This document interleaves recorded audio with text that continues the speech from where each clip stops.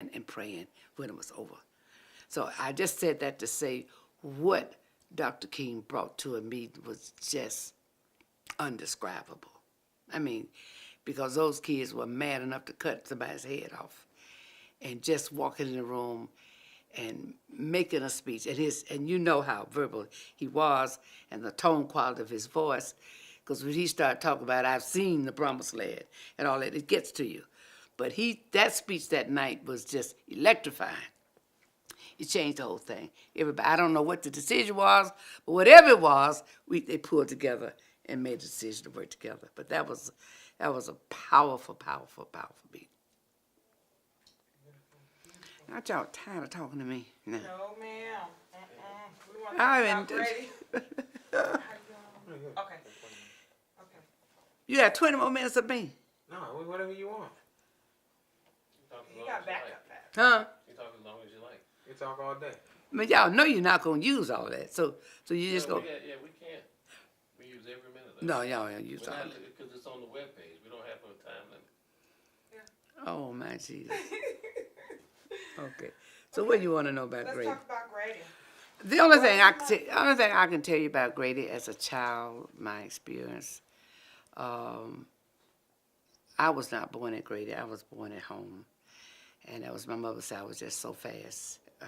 Before she knew it, I was born. But Grady had such a terrible reputation that most black people didn't want to go to Grady. A lot of people died because they just refused to go to Grady and be abused with that kind of treatment. I went to Grady as a child several times with my parents to see elderly people or someone sick. And the treatment was just absolutely abusive, rude, and ugly. They had a black side of Grady, of course, and a white side. And whenever they remodeled Grady, the old side went to the black people. You could go to Grady on a Friday or Saturday night and stay all night long. And I understand some of that is still happening right here today. But it was racism at its peak. People died, many people died because they didn't get the proper service or proper treatment. They would roll you in and let you sit there. They'd walk all over you like they didn't even see you. Just one incident in 1969, I was fixing to leave town to go to see Muhammad Ali fight somewhere in New York, I think it was. And the day that I was leaving at the airport, I got a call from my mother. Said, your father is very sick at the hospital. So he had been suffering with indigestion. And when I left, I thought he was okay. And so I had to rush back home. When I got home, all of my siblings were at the hospital. And my father was sitting in a wheelchair, and he was like, like that. You could hear him. When I entered the hospital, like the black side, I could hear him with that noise. I didn't know who it was, but it was my father. And I loved my father more than I did myself, because I thought he was the greatest dad in the world. Uneducated, from formal education, but he educated himself. He read every newspaper. He knew everything about investments and money, and just a great, great dad. So to see him suffering in a wheelchair, and I didn't know what was wrong with him. And I was the fifth child out of 6 children. And all my siblings, older than I, 4 older than I was, all standing around my father crying. And I said, what's wrong with it? What's wrong with him? And they said, we don't know. Well, how long has he been? He's been here an hour or more. And they just let him sit here. So the fire in me, I'm just different from the rest of my siblings. I just said, oh no, my dad is not going to sit here. They're not going to ignore my daddy and let him sit here and suffer. And what I saw was the doctors just walking around him like it was nothing. And he was really suffering. My daddy didn't drink, he didn't smoke, he never did drugs. He was a red cap at the terminal station. He worked part-time, overtime, all kind of time, so he could provide for his family. We had a nice house. Any of my siblings who did get an education, it was their fault, because he worked hard to provide it for him.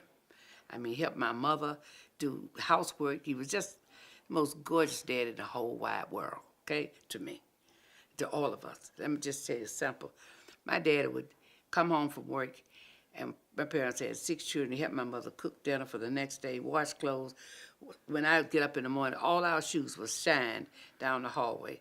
And I looked at, and I could pick out 6 pair of shoes. He had polished them, shined them, and put the socks in them, and my little dresses were ironed, ready for us to go to school. So he was a wonderful dad. And to see him being mistreated, I wasn't going to have it. And so being the fifth child out of all of them, I turned around and I said no. And I went, looked for the main doctor and told him that was my daddy. And if they were going to wait on my daddy or else, I just raised hell. And they looked at me like I was crazy. Fortunately, I was working at Atlanta Life at the time, and I knew Jesse Hill. And, you know, he was into the community stuff. So I ran and called Jesse Hill, and I was crying and screaming and said, my daddy is sitting here, and they're just walking over him like he's some old dead rat, ignored him, and they're not even waiting on him. He's been in this hospital 2 hours. Well, of course, Jesse Hill was connected. And the president of the hospital was named Mr. Pinkston. I remember that. He contacted Mr. Pinkston. They took my daddy immediately out from all of that and waited on him. Found out he had a blood clot at his heart, called an embolism, and he liked to die. He lived 20 years after that. But that experience to tell you, unless you were in the loop, unless you knew somebody, my daddy would have died because he was not getting any attention. Grady was just unbelievable. They cared as much about a black man as you would a black rat that was sitting out there. You saw a rat dying, you gonna save him. You just look at him and keep walking. That's the way they treated black people. Grady was just absolutely horrible. So I can say not just integrating Grady, but integration period throughout this whole country and throughout this whole state changed things. But let me bear this in mind to you. Yes, they've integrated Grady. Yes, you have black people chairman of the board. My eyes run water from dry eye. But you have all of this. But we still have black people in charge who are not in charge. And someone else is in charge of them that takes control. And it goes back to what I said early on. If we don't do something to help ourselves, I mean, we've got people in charge of Grady. We've got chairman of the boards. We got big officers. We got blacks over departments in Grady. But it's like everywhere else, racism is alive and kicking. It really is. So Grady is just like, start me. Okay. Let's talk about Rush Memorial.